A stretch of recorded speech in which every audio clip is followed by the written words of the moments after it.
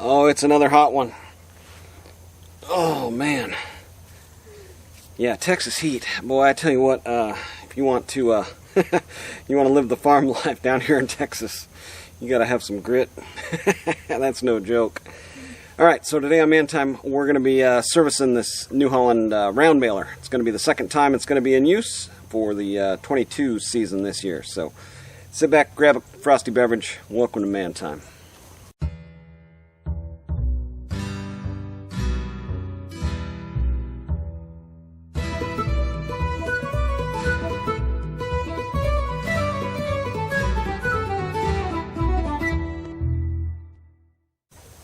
Alright, first thing I'm going to be doing is opening up all my inspection panels and seeing what's going on in here. Man, I tell you what, these dirt daubers really like these chains for some reason. But you've got all this hay, all this dust inside of here. It's going to start with cleaning all that stuff out, I think. And then just making sure the thing's operational, I guess. But, oh man. Yeah, if you've never seen inside of one of these dirt dauber nests, man, check this out. Look, see the spiders in there? These dirt daubers are doing God's work in there. All right, here we go. Look at all these spiders. Oh my God. Yeah, see, there's the larvae, but look, spiders. Spiders.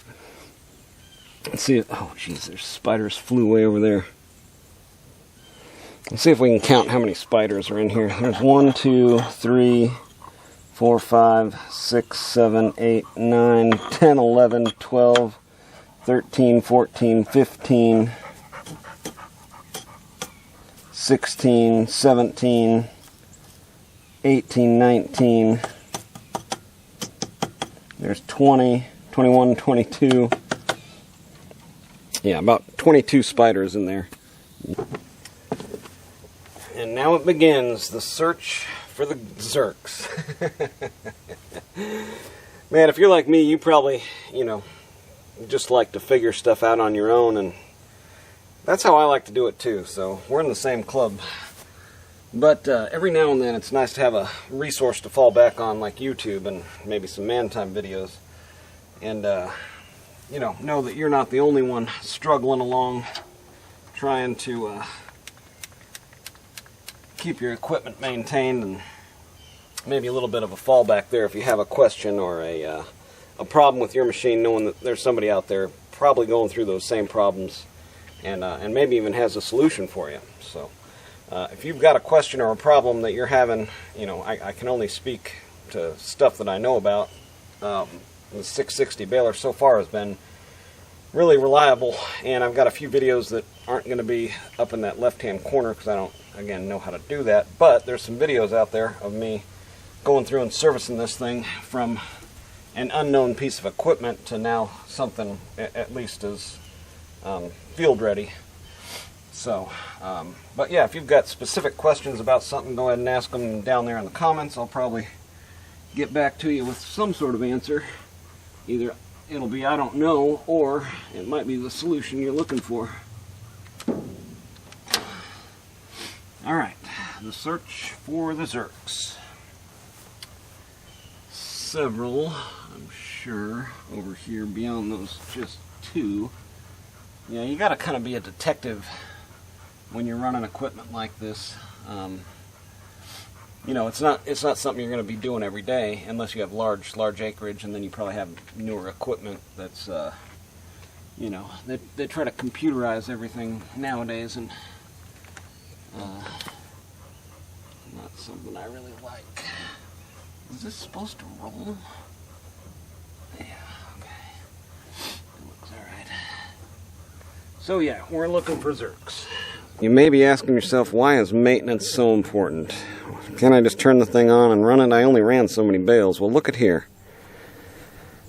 Now, I don't know about you, but this looks like some sort of sabotagery.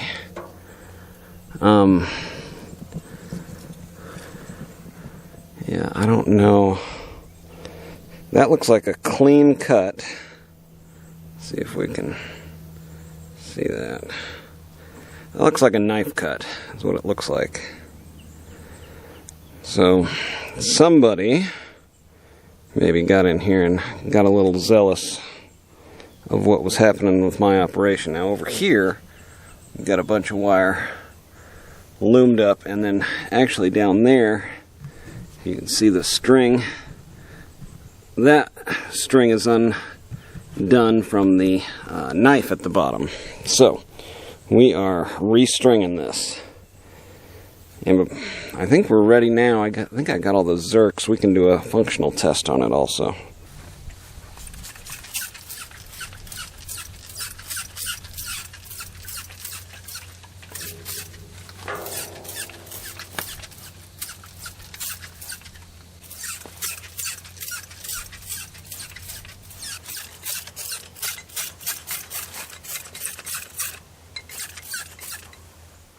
Oh, the heat and the sun. I should probably put some sunscreen on today.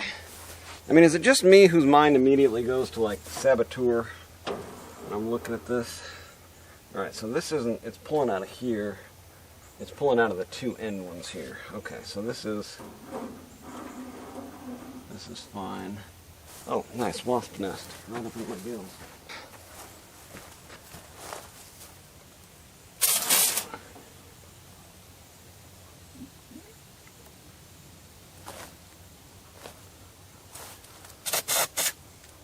Alright, so like I was saying there, is it just me who thinks this is just a little bit odd, because the baler was running through the field fine and made its last bale with no problems, and all of a sudden, you know, you go to start it up the next year and you've got this issue.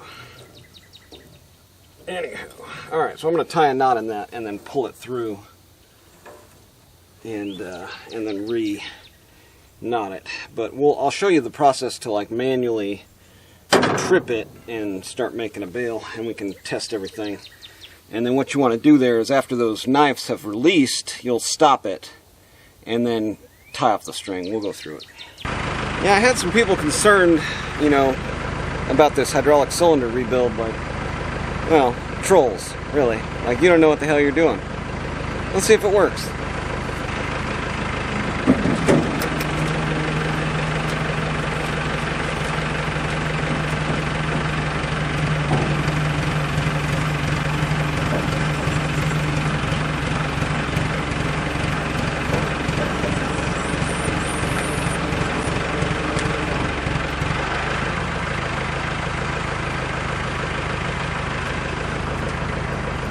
I don't see any leaks. Do you see leaks?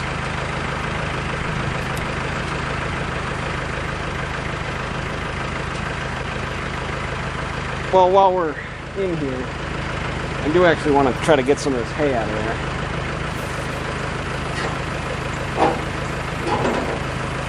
There's a lock safety here, so the lock is on.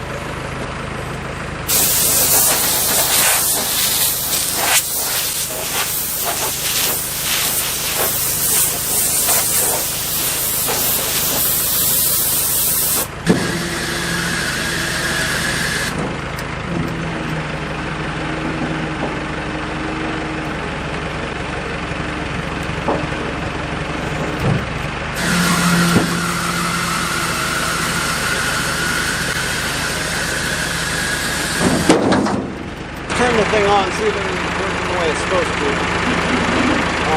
First and foremost, the electronics.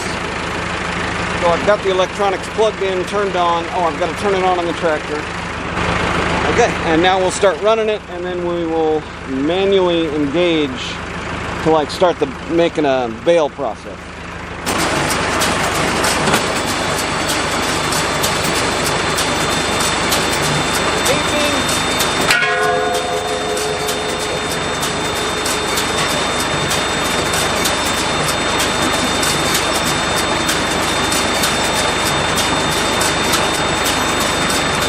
Twine tubes are moving.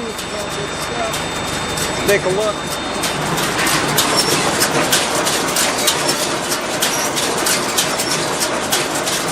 Twine tubes moving. I'm going to stop it before they get all the way out. And that way we can count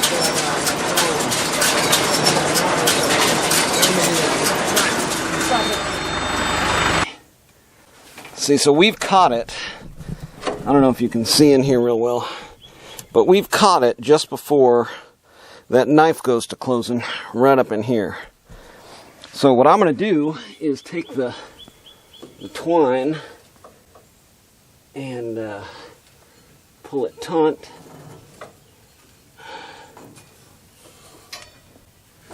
Yeah, okay, there it is. And for this side, I want to pull the twine actually far enough where I'm getting this knot all the way through here.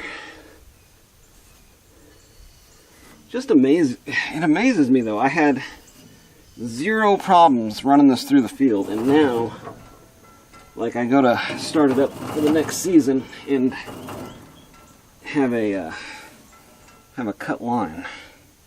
I mean, and it is clearly cut. Oh, it's frayed now, but it was clearly cut. If we can watch that knife bite.